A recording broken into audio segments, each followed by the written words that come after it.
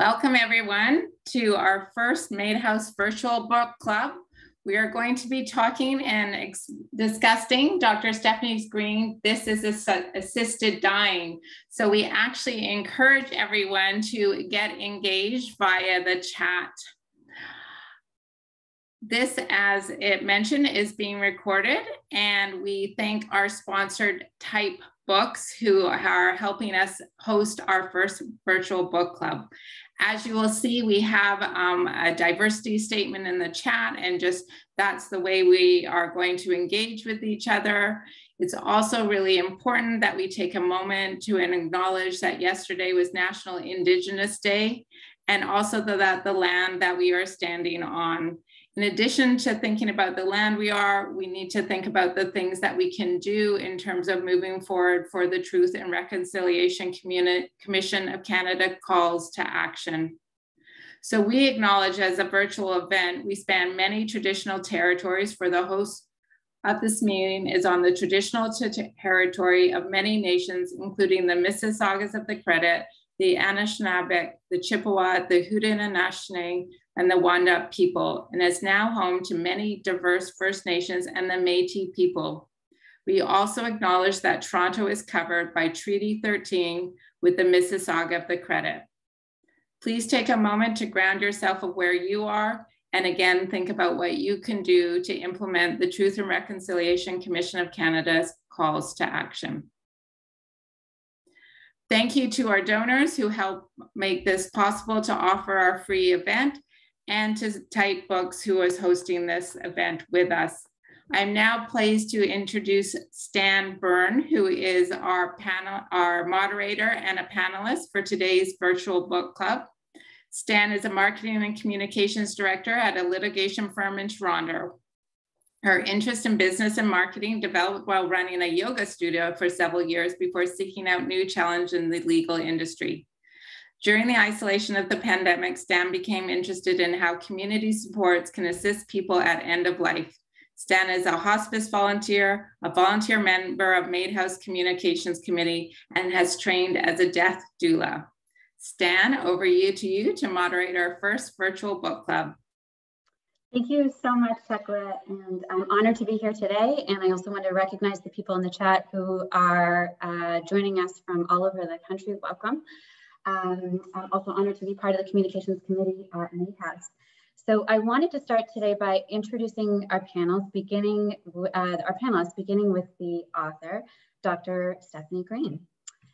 Dr. Stefanie Green spent 10 years in general practice and another 12 years working exclusively in maternity and newborn care before changing her focus in 2016 to medical assistance in dying. Dr. Green is the co-founder and current president of the Canadian Association of MAiD Assessors and Providers. She is the medical advisor to the BC Ministry of Health MAiD Oversight Committee. She's moderator of the Canadian Association of MAiD Assessors and Providers National Online Forum, and she has hosted 3 national conferences on the topic.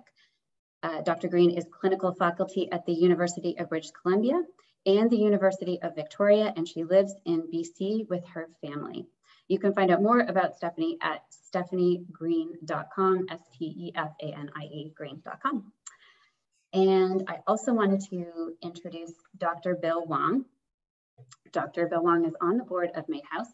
He's an anesthesiologist practicing at Trillium Health Partners in Mississauga, Etobicoke, where he is currently the program chief and medical director of anesthesiology. He has been involved with medical assistance in dying since legislation was passed in 2016. His medical practice is predominantly hospital-based. However, he does provide medical assistance in dying to patients in the community. He specializes in cardiac anesthesiology, echocardiography, and critical care. He is also involved in many hospital committees, including being the medical director of assistance in dying and the chair of pharmaceuticals and therapeutics committee of the hospital. In 2018, Dr. Wong received recognition for his clinical and administrative work from the College of Physicians and Surgeons of Ontario when he received the CPSO Council Award. And last but not least, I also wanted to introduce Nikki Gouzopoulos.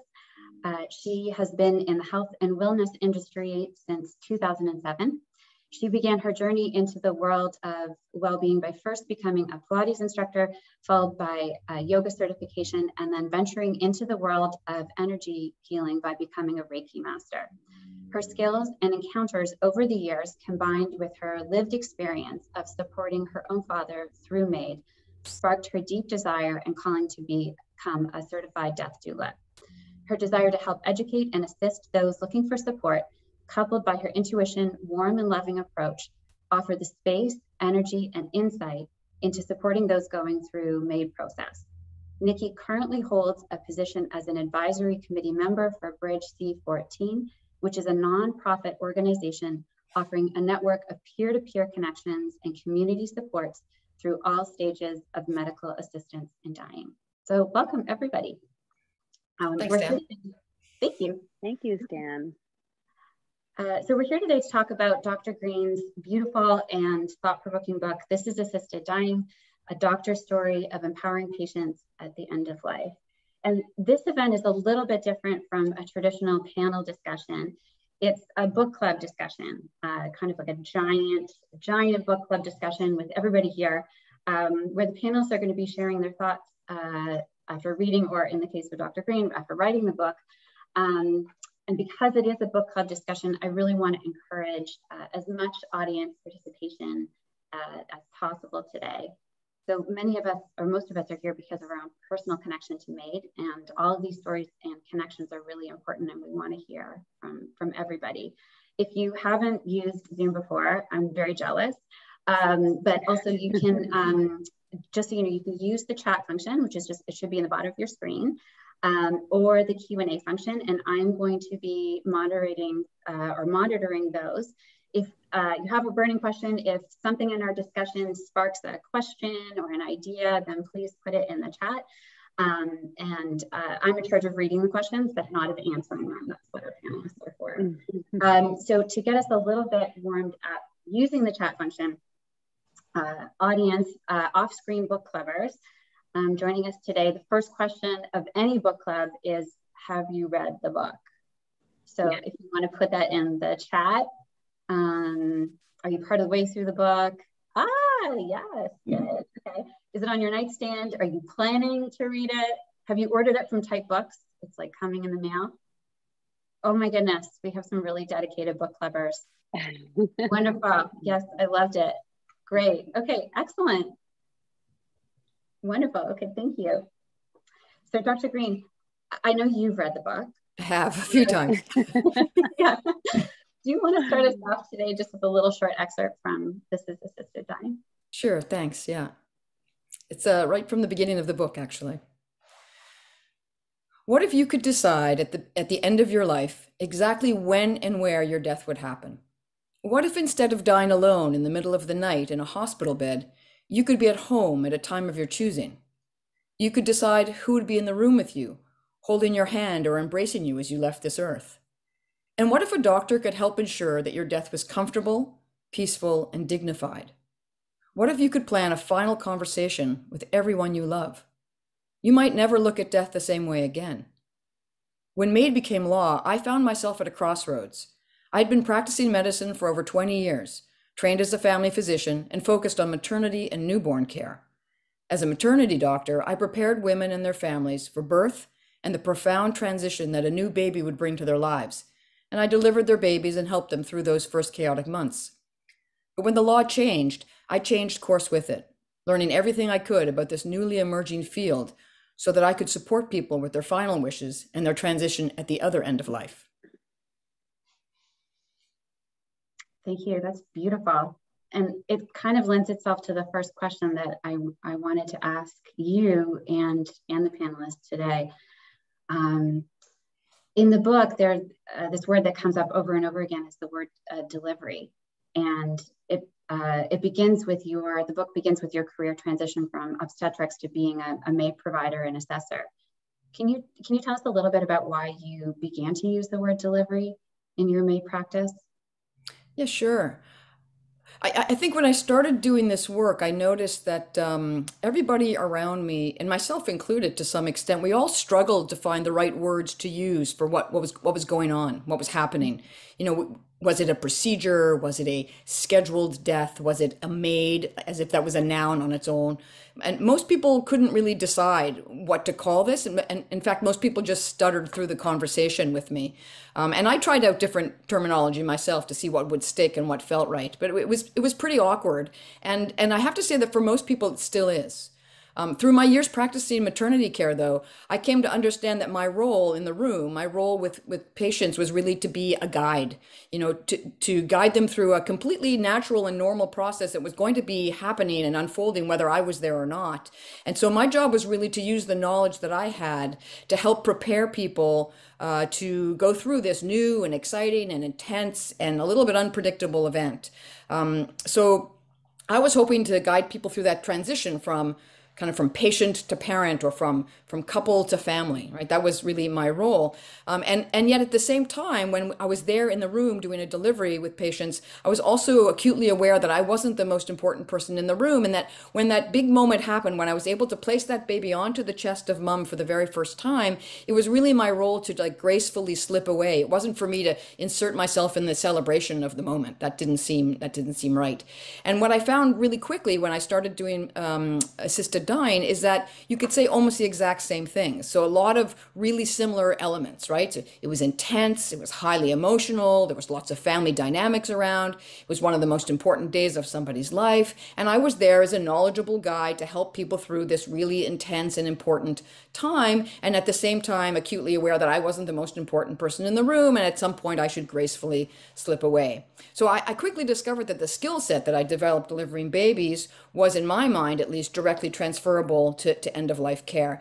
And I recognized both these events as transitions. That's really what they felt like to me. So the terminology of delivery really was a nice nod to my past career, and at the same time it really seemed to fit the current event. So I just kind of naturally started using it, and it stuck. That's really where it comes from. Bill and Nikki, do you find that word delivery resonates with your practice? Are there words that you use in your respective practices? Well, I'll start off. As an anesthesiologist, I certainly get involved with deliveries quite a bit and providing anesthetics for people. But one of the things that I really used was the description of the procedure to the patient and the family, because I tell them that I know that people, when they're suffering from a dreadful medical illness, they just want to go to sleep and die in their sleep. And I tell them, my profession is an anesthesiologist, and we have medications I know will have people go to sleep. I know I could safely bring them through an anesthetic surgery, and they'll be pain-free, unaware, and I can have them come back awake after the surgery. However, I know with MAiD, we changed the dose, we changed the amount of medication and how quickly we use them, so that we could have somebody for sure go to sleep, very deep sleep, be totally unaware, be pain-free, and we know they will die peacefully in their sleep. And I find that patients and families get some reassurance about that, because I tell them I use these medications all the time. I know how they work, and we designed this protocol to be very gentle for the patient as well. So that's where my background has helped in terms of terminology. And you're right, what do we call it? I still call it a provision. I have no other better term. I may start using delivery, but depending on the situation. But you're right, it's very new for all of us. I did have also the experience of being an intensive care doctor and having to deal with end-of-life decisions. But the difference was it was dealing with the decision with the families rather than the patient. And that's where we had to learn something very new. Thanks. So Stan, I find that I've actually been using that terminology, although I usually go with the lead of the family or who I'm supporting, and kind of follow the flow, almost to what Stefanie spoke to. You just sort of want to place yourself in a way that you're not really directing, you're just going with what's there to a certain extent. But I have found that of the word delivery, that there's something quite comforting for people with that term. So if it's a situation where I'm coming forth with it, that is the word that I tend to be using. Yeah. And I should probably add that I use the term delivery a lot to my family and my staff at the office. I use it sometimes with patients, but a little bit less often than just with the people that I'm interacting with behind the scenes. Yeah. I wanted, if I could, just to go back to something that you said, Stefanie, just about how you, and it comes up a little bit in the book, you're kind of running the show when you are providing MAiD, but you need to be able to find a way to slip into the background, and that's a lot of the book, is trying to find your particular role, even just with each individual family, but also as a practitioner. And I was wondering if you could, if all three of you could actually talk a little bit about the paradox of that kind of, you're running the show, but you can't bring your main character energy. Yeah, I do actually think there's a lot of paradox in the work. I mean, I think what you've touched on, Stan, is the what I like to call, I'm sure Bill would agree, what kind of the art of medicine. How to place yourself there to do the role and still do it well and in a way that it can be received, whether that's in language or body language or just whole overall approach. But you talk about paradox a little bit, and for me, the real paradox in this work was. It was a little bit unexpected for me. I walk in there trying to be this knowledgeable guide, and a lot of the time I am kind of blown away by the natural kind of organic skill set of the family. Like, they are the ones who are showing me how this is supposed to be done. They know what the patient needs the most. They know when to be talking to them, when to be holding them, when not to be. I often find myself kind of witnessing what's happening as much as I'm guiding it. And at the same time, there's this event that is very sad. Somebody's life is ending. It's tragic in many ways at times. And so there's this one feeling in the room. And at the same time, there's often these moments of profound beauty unfolding in front of me, by the way that people are saying goodbye or the way they're finding closure. And so there's lots of different paradox happening at the same time in this work, which I find, like I say, it was unexpected and just kind of fascinating to me that there's all these different lenses in this work. Yeah, we certainly, I think way back when in 2016, when we first started providing MAiD in Canada, and I still remember the first patient that I ever encountered around this. But one of the things that I learned to do, or I think is very important, is I don't want my words to be the last ones the patient hears. Mm-hmm. And I've come up with a way of doing it, and I always go through our usual legislative requirements, get that done. And then when it comes down to that time and we're ready to help the patient with MAiD, I often ask, is there anything you want to say to your loved ones, your friends, your family, whoever's there? And I hope that conversation goes where they hopefully say something and everybody follows. And that's when I start to help the patient go off to sleep. And I don't say anything after. Because again, you're right. We're not the important ones there. No. We're there to help. But the patient, their family, their friends, their loved ones are the important ones. So I want that conversation to go on and not hear anything from me. Yeah. That definitely resonates with my experience on the day of my father's passing, where the doctor just as you described, gave us the opportunity to have our last words. And it's nothing that you're really, we've never done this before. We weren't prepared for it. But it ended up actually being, in our instance, a pretty beautiful and remarkable event where, that final interaction was memorable and loving and non-medical. The doctor was just sort of there doing his thing. And it wasn't until afterwards, where I had time to reflect, that I realized, like, wow, what a incredible thing he had done, and how he had sort of managed it really for us, So it's I can't speak highly enough of how much I appreciate what you doctors do, because there's just so much more to it than delivering the medication that's, you know, giving this patient what it is that they're looking for and hoping for. So you guys are my heroes. You touched on something really interesting. I think I'm sure, I wonder if Bill would agree, but you have to learn to read the room, right? Some situations are quite sad, and some situations the family needs to be kind of more light or more humorous even, or just more, you know, outgoing. You really have to learn to read the room and what people need. And my father was a very difficult guy all the way to the end.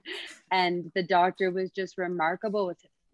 I couldn't have chosen a better person that made it really okay. And there was some family dynamic there too. And he was just brilliant.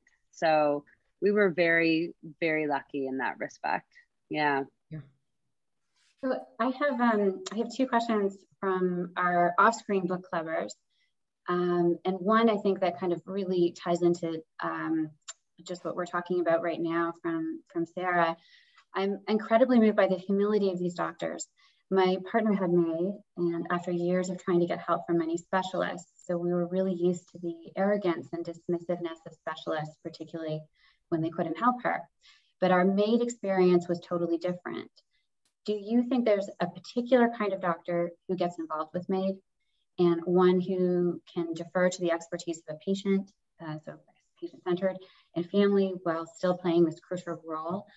And she says, I guess it's more of a comment than a question. But sure. Well, I mean, I know that I am in touch with colleagues across the country. So and we do come from a variety of backgrounds. We're not, I mean, many of us are family physicians, a lot of anesthesiologists, some neurologists, some nurse practitioners, palliative care. There's quite a variety. So it's interesting to think about who is it that steps forward to do this work. I think one of the common threads that's really, really strong between all of the people that I know that do this work are those who really espouse the pillar of best practice, the idea of patient-centered care. I think all of us believe really, really strongly that patients deserve good information, and then good advice and guidance on, you know, answering their questions, but being left with the empowerment of making their own decisions. You know, our job is to really inform patients and be a resource for them, but that we all really, really respect the patient's right to make their own decision, and to try to respect it, even if it might be something different than we ourselves might do in that exact same situation. I think it's a common thread that runs through everybody that does this work. I'd like to think it's a common thread that runs through all of medicine, but we know that that's just not true. You don't have a perfect group of people anywhere. So I think it does call to a large group of people in medicine, but especially those who espouse that intention and that central feature of how to practice. So I guess that's what I see. Yeah, and I'd like to add that when I think back in the early days when we were looking at people that would get involved, there were some people that one whatever reason did not believe that MAiD should be there. There's another group that just were scared of legislation. They actually had this fear of of doing something wrong and having to appear before the college or the courts for it. But you know, I think that I agree. Not every physician necessarily has the right kind of compassion to do this, because this is really brings a lot of us outside of our usual training or profession in terms of, you know, as an anesthesiologist. You know, I'm there to get people through surgery and look after an ICU and try to save them all the time. But I also know that, you know, providing comfort and providing the right care at the right time and making their end of life as peaceful as possible is also very important. And I do reach out to other people that help us in this profession, but I also recognize I have to choose the right people too. Yeah. So Bill, this kind of connects to a question from Karen. How does one handle a doctor who doesn't want to refer someone to MAiD? So you mentioned at first there was concerns about you know, people who were worried about legislative changes. I could say that at least in our province in Ontario, the physician does not have the option not to refer, and that's all they're asking is you to refer if you do not want to participate. We ask you to refer, and we actually provide, phone numbers for people to call. That's all we're asking. And I know that even early on, I know there were physicians I knew that did not necessarily agree with the practice, and but frankly, over the time, I'm getting referrals from them directly now. So things do change. Yeah. Yeah. Okay. Thank you. Yeah. So one question that came up from somebody who emailed us and also come up a little bit in the Q&A is in your book, Dr. Reed, there's this sort of anxiety that people have about being eligible. And one of the questions that's come up in the Q&A and another one in email is about a diagnosis of dementia and what that would look like while still sort of, those capacity questions while still protecting people as their disease progresses. I guess, do you have any thoughts about those eligibility requirements? Do you have any thoughts about, as we sort of move forward and MAiD progresses, since we're in such a little baby stage of it in some ways? Yeah, I know. I appreciate the question. For several reasons, not the least of which is that I cannot think of a presentation or talk I've given where someone has not asked me about dementia. So thanks for keeping the streak running. And it's a really large topic, and I there's many ways to answer this. But I think what I want to do is maybe what I'll do is just focus on one or two things. And first and foremost, I want to be super, super clear that our current legislation in Canada does allow someone with a diagnosis of dementia and nothing else to potentially have access to MAiD. Now, that might seem a little controversial, but the truth is we know with the last 5 or 6 years of experience that is the case. They're not excluded from this care in any way by legislation. But the important thing is that like everyone else, like anyone else, they need to meet all the eligibility criteria. And it's sometimes tricky for that to happen. The tension, of course, with dementia is between whether they can be in an advanced state of decline, which is required by the law, and still have capacity to make their own healthcare decision. So the question is, can both those things ever be true in a patient at the same time in order to access MAiD? And I would argue that's absolutely possible. In fact, it has happened. I have helped not a small number of people in that situation. It's not for everyone. Every patient is really, really unique and different, and the unfolding of their illness is not always predictable, and not even predictable within their own 6 months. So it's really, really case dependent. There are many patients with dementia who would never get to that stage of being found eligible, and there are certainly others who could. So I think really I just want to make that super clear to the audience, because I think there's a lot of myth around dementia out there. So I guess the other thing I would mention is that, of course, the topic that the vast majority of Canadians want to see dealt with as soon as possible, if you look at all the national polls consistently, is the idea of an advanced request where patients can make a decision in advance of being eligible for MAiD, maybe when they have a diagnosis of Alzheimer's, and saying when and if A and B and C are true, then I would want an assisted death. That we don't have yet.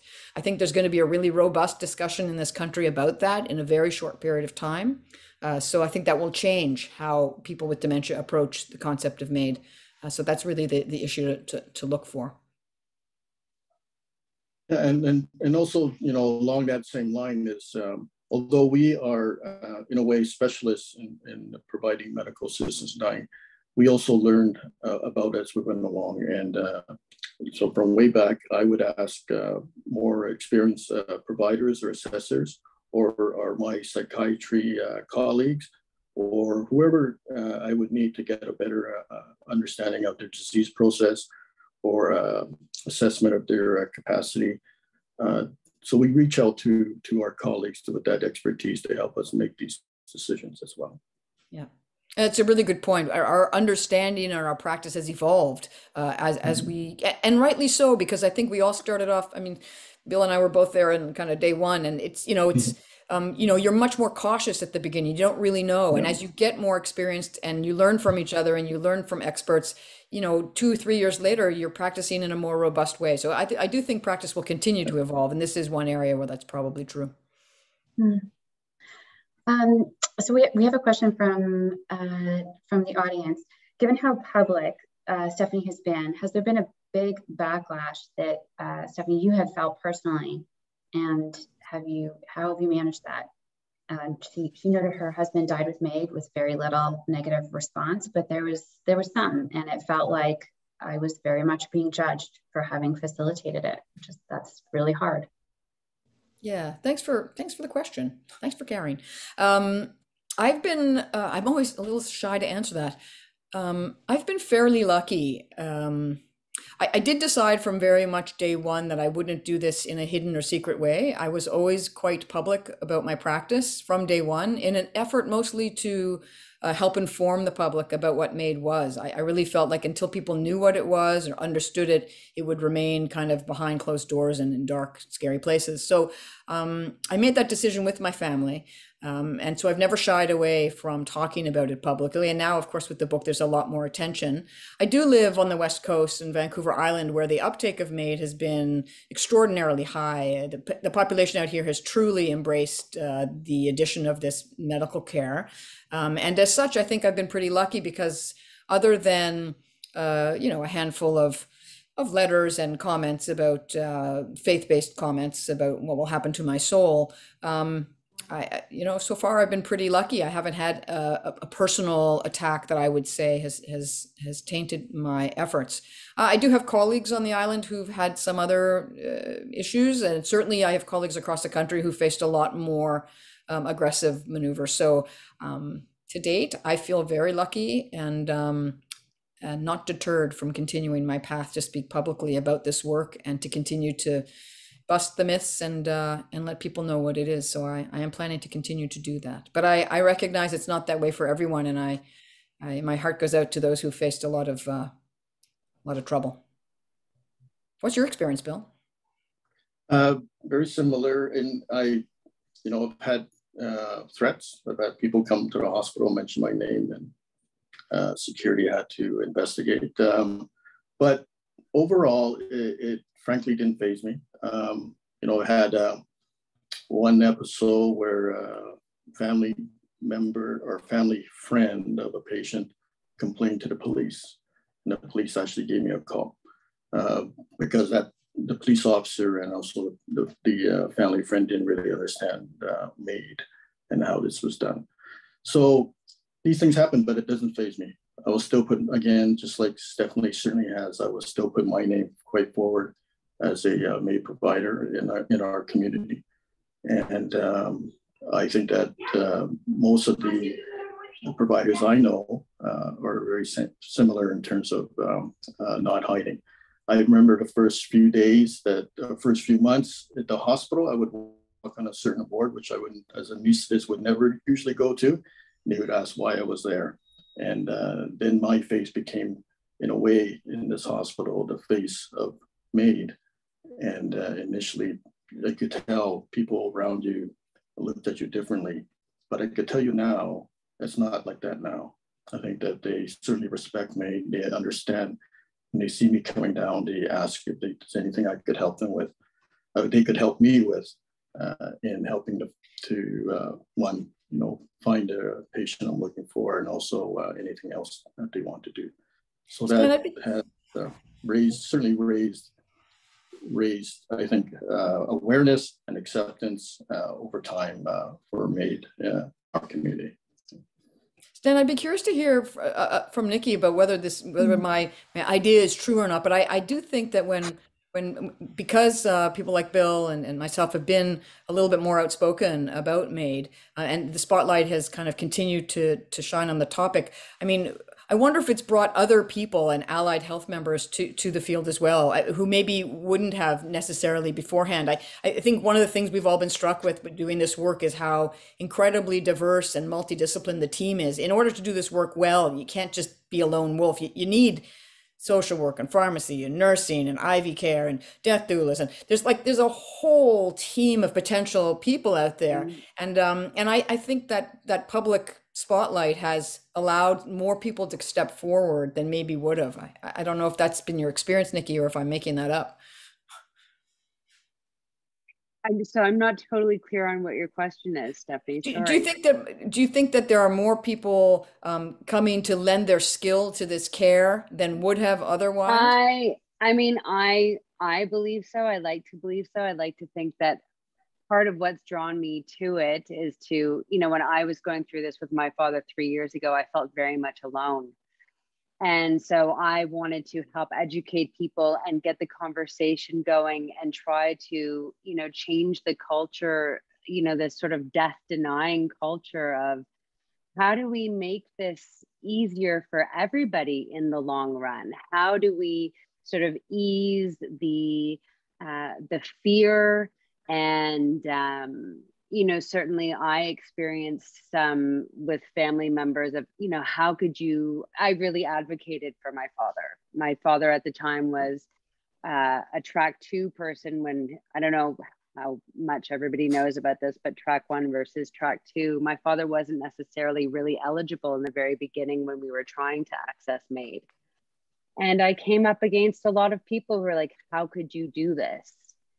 And it was like, how could I do what? Like, I'm loving and supporting this person in their choice to die with some dignity and to end their life in a way that seems reasonable to them. So, yeah, I think that's the conversation around it has brought a lot more people, I hope, to the table. I mean, the more I talk about it, because I speak quite openly about it, the more I'm seeing that the conversation, there are more people talking about it, and there are more people sort of interested. You hear people saying, oh, death doula, that sounds really interesting.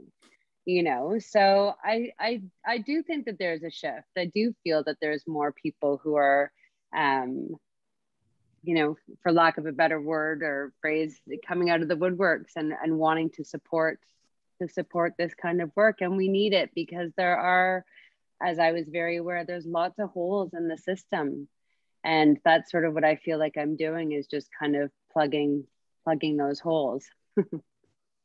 Just jumping off of that, Nikki, because a lot of the book is about having conversations around death, having conversations about dying, and really getting a little bit more comfortable with that. Even, where we can be in this little, we call it in our communications committee, a MAiD bubble. But then, you talk to somebody on, maybe a family member or a parent, or, and suddenly, and this is like beautifully illustrated in the book too, there's this tension. And there's a lot of people that find the subject really disdainful. So how do we keep talking about it? And I guess the follow-up question is, who would you most want to give this book to? Who would you want to demand that they read this book in your life? Is everybody a reasonable answer to that? Oh, I think so. Yeah, so everybody is my answer, because I do think it's just so important.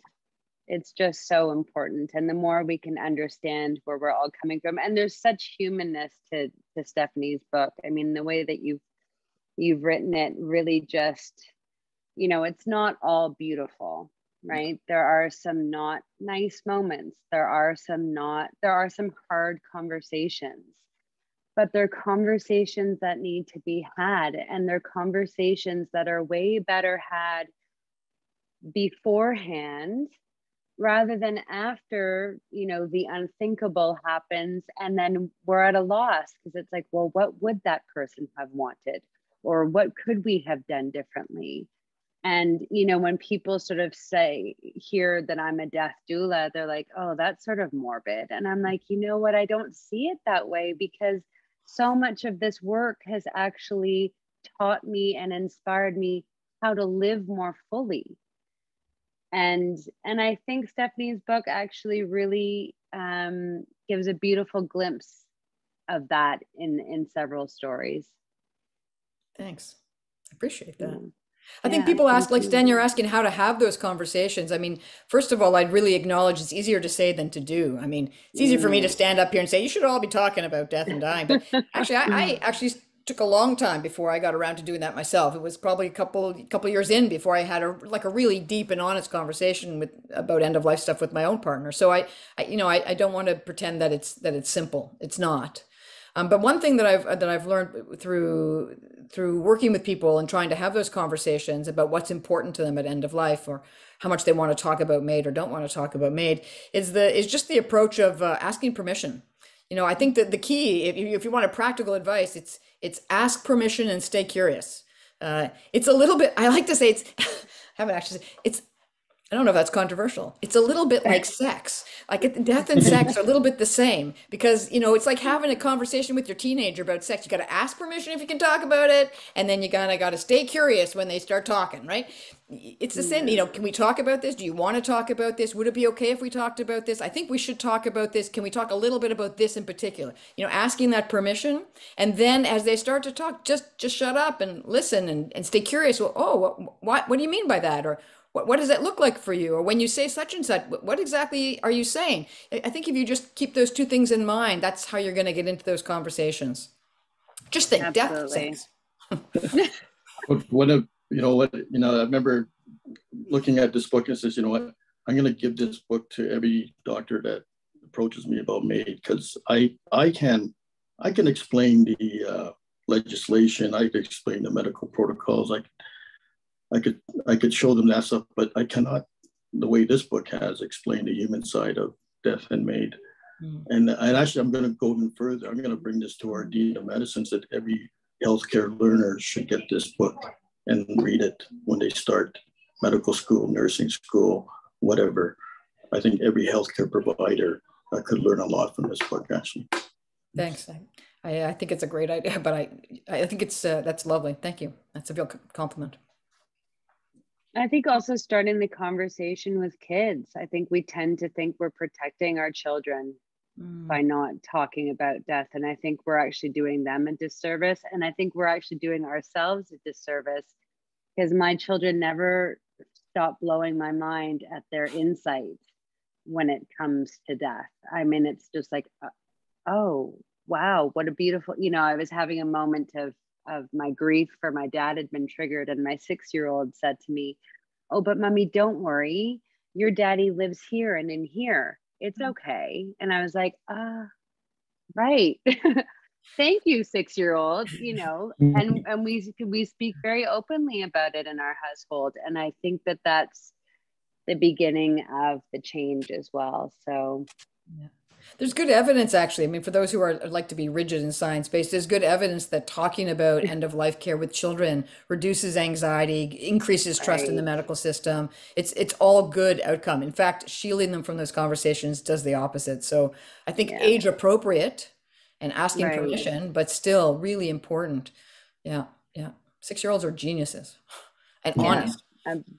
Honest. My 6-year-old saw my outfit tonight. She's like, oh, mommy, you look really fancy. When you die, can I have that outfit? Honest. Okay, at 6.5, they learn to lie, so be careful. Honest and extractive at the same time. I want to talk a little bit about access, and we had a question from Sean in the chat.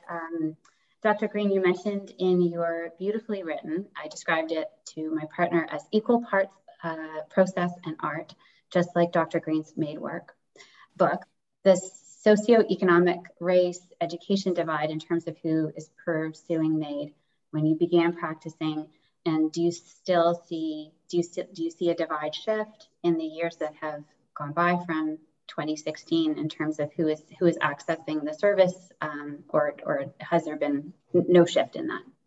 We are on the precipice. So for the first 6 years, I would say, although we didn't collect official national data, certainly anecdotally from every provider I knew, save for one who might work in a specific population.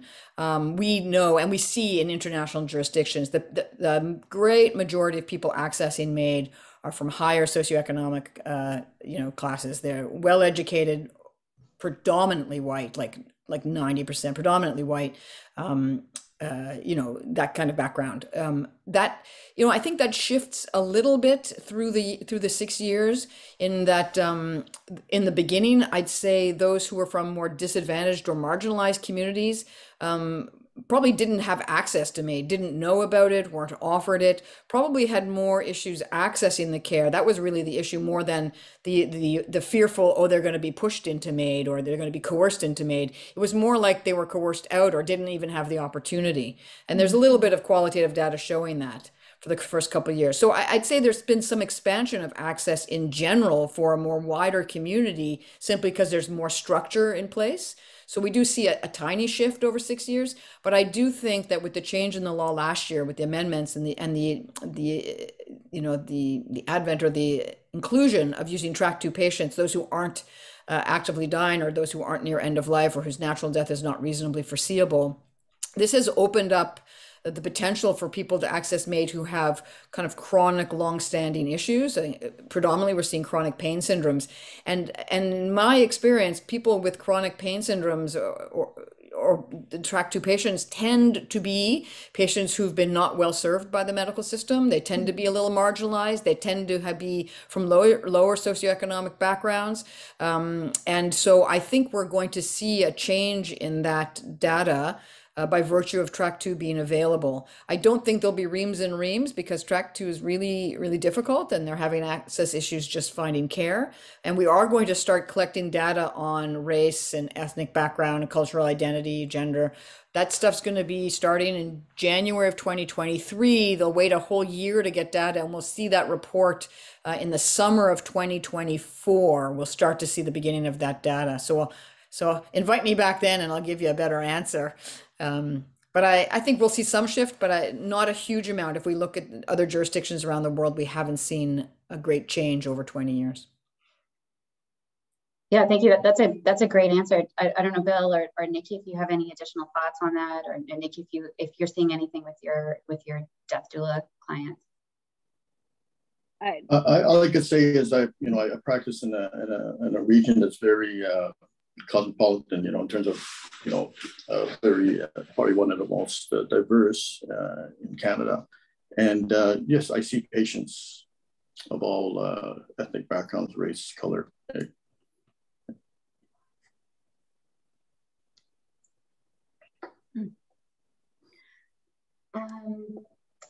So a quick question I wanted to ask Nikki and Bill, and then a follow-up for Dr. Green.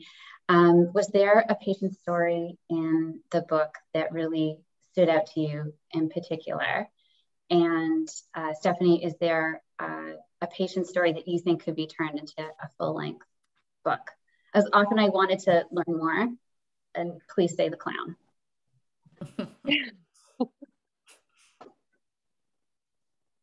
So oh, sorry, Stefanie, did you want to go, or? Oh, I'm going last.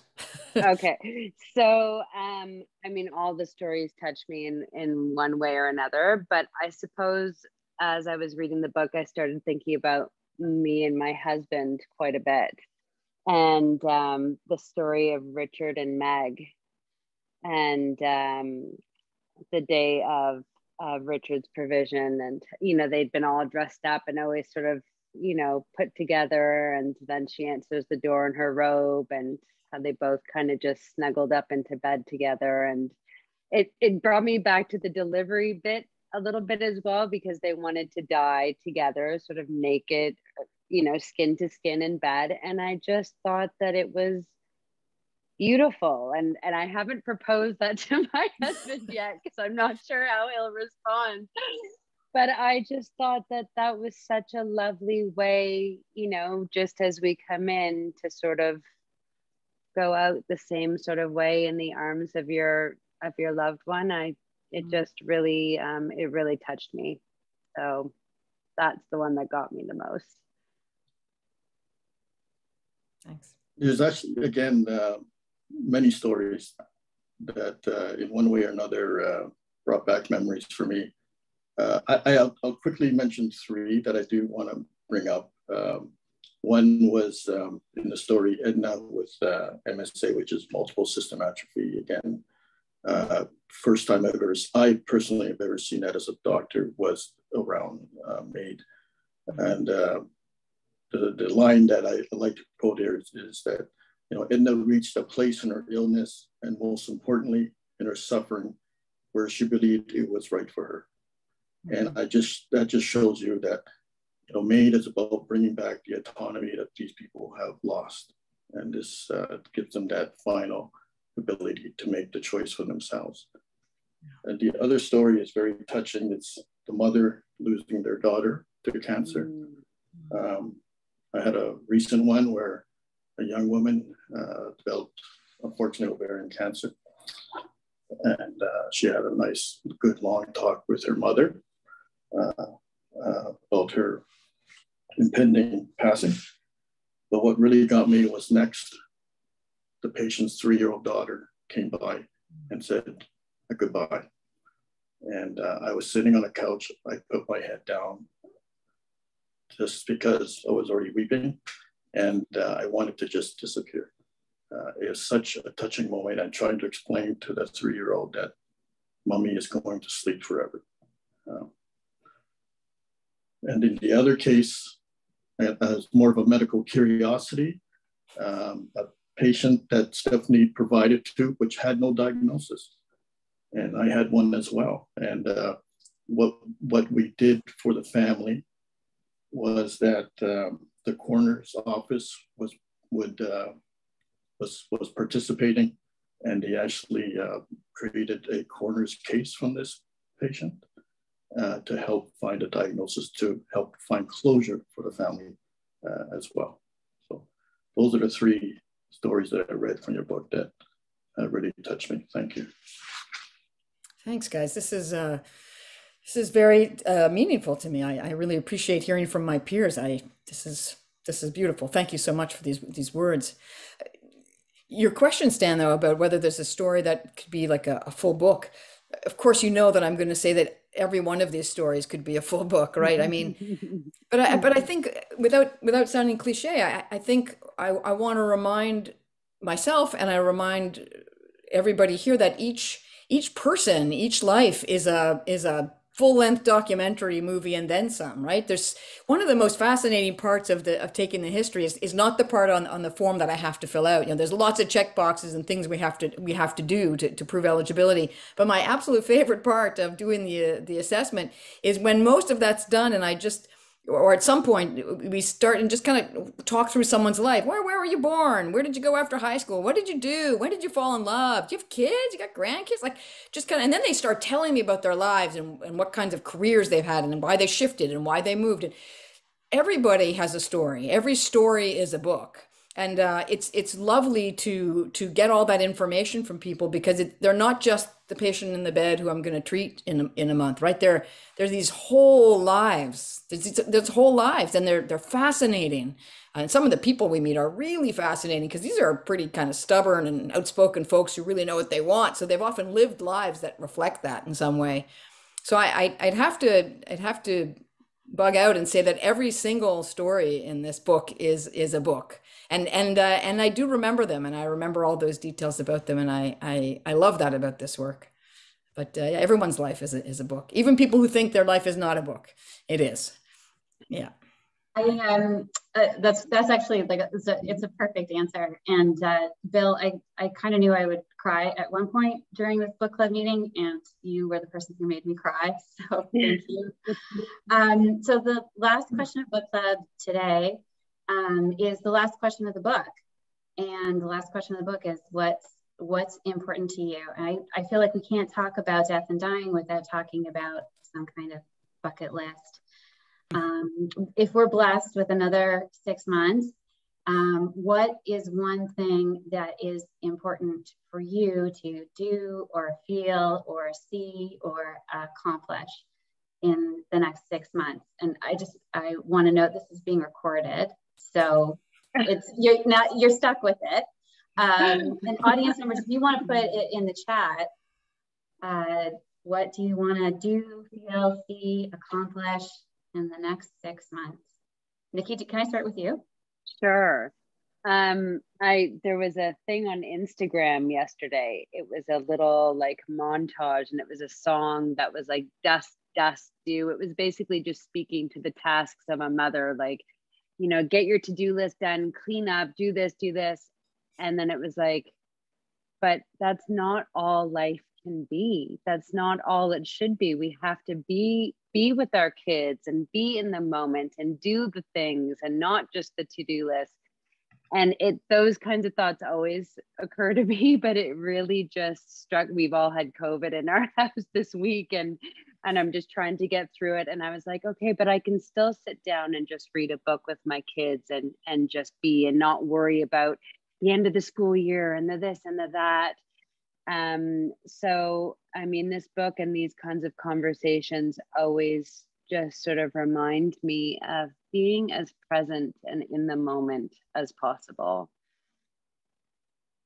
And that's a large task, I think, especially when you live in the city, and, you know, it's hard to just be and not do. So bucket list, being in the moment. And I'm going traveling with my kids and my family in 2 weeks, and just being in the moment as much as possible that's what I'm going to try my best to do. Yeah, one of the things I've learned through the years helping people go through MAiD is how important your family and friends are. And I raised the question now, well, who would be at my bedside if I had to choose MAiD or whatever? And yeah, and I had to think about that a little while ago, and I thought, yeah, you know what, this is who I want to be there. And it's sort of, and nowadays the best, I just, like everybody else, you want the best for your family, right? And my bucket list was in terms of making sure all my children have grown up to be great people, and also be prepared to be on their own. And now I'm seeing that finally. My youngest son is going to medical school, thank goodness. And I knew that was a passion of his. And I have to say that he was also an influence in my decision to get into MAiD, because he at the time was doing a lot of work around death and dying in his university studies, and also became a master's in bioethics as well. So I have to say, family matters, and I think for me, that's the big thing. The big bucket list for me is to make sure my family is well, my family will be with me when that day comes. Thanks. Yeah, I mean, I agree with everything that the others have said. I think for sure that's true. I think that for me, the buzzword is balance. It's been true for my whole life. I think it's true for all people. I think it's really true for doctors. And I think I'll put my head on the block. I think it's especially true for women. We now we're allowed to do everything in theory, so we want to do it all. It's kind of hard to do everything 150%. And for me, that's always been a challenge. So for me, what do I want to do over the next 6 months? Every 6 months, I want to keep tweaking that balance, reassess where I'm putting my energies, whether it's in the right place, whether it should be with family, whether it should be with work, whether it should be, which balance between those. And like Bill says, like I ask in the book, who do I want to be at my bedside? I think for me, the real question that follows, the deeper question with that is, what do I want to be able to say on my deathbed? And am I living the life now that allows me to be able to say that at the end? So if I want to say I was a good person in some way, or that I gave back to the community in some way, or that I, whatever it is that I want to be saying at the end of my life, I need to live that now. And so that's the question for me. Can I find the balance in my life, and can I live my life in the way that will reflect how I want it to be? And I don't think I reflect on that often enough. And so this work has helped me reprioritize that. But I'm going to take this opportunity to actually answer very specifically, because I'm trying to convince myself to do something I've been trying to do for over 10 years now. If I say it out loud and it's on tape, I'm going to have to do it. So I promised myself a minimum 10-day trip to Canyonlands, and I was supposed to do it before I turned 50. I did not make it before I turned 50, but I am determined to do it in the next 9 to 12 months. So that's on my bucket list. Okay, Way to go. Thank you. It's recorded. Now you have to do it. Now I have to do it. And thank you. I'm just reading through the chat. The most people are answering just the most thoughtful and beautiful things about living in the moment and visiting family and taking care of their affairs. It's just really beautiful. So thank you so much to everybody who has written in their questions and has shared so vulnerably in the chat. Thank you. Stefanie, do you mind if we end today with a short excerpt from your book? Oh, I'd love that. Thanks. Yeah. And so just as the first reading was near the beginning, this is near the end. People often ask me what I do for a living, a question usually intended as a benign conversation starter. So what do you do for work? They ask at the cocktail party, the school event, the festive holiday gathering. How exactly can I explain? I help people, I answer them. I offer people choices. I empower my patients by letting them know they are eligible for an assisted death. This doesn't mean they have to do it, and it doesn't mean they will. It means they can proceed if they ever feel the need to, and the result is a reduction in suffering. How do I feel when I do this work? As if I've been part of something profound, as if I've had the privilege of helping someone in need. For me, the work is less about how people wish to die than it is about how they wish to live.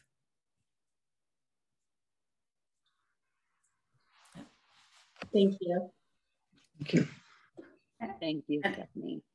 And those are fantastic words to end our first virtual book club of MAiDHouse. Thank you so much, Stan, for moderating, for the panel.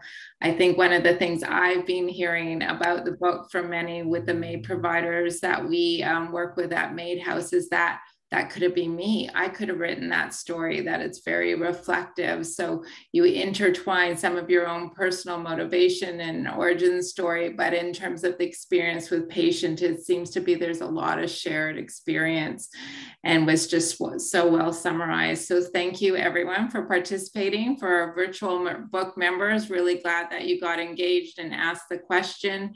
When you leave, there will be a survey that pops up on your screen. We do ask you if you could do that. That'd be greatly appreciated.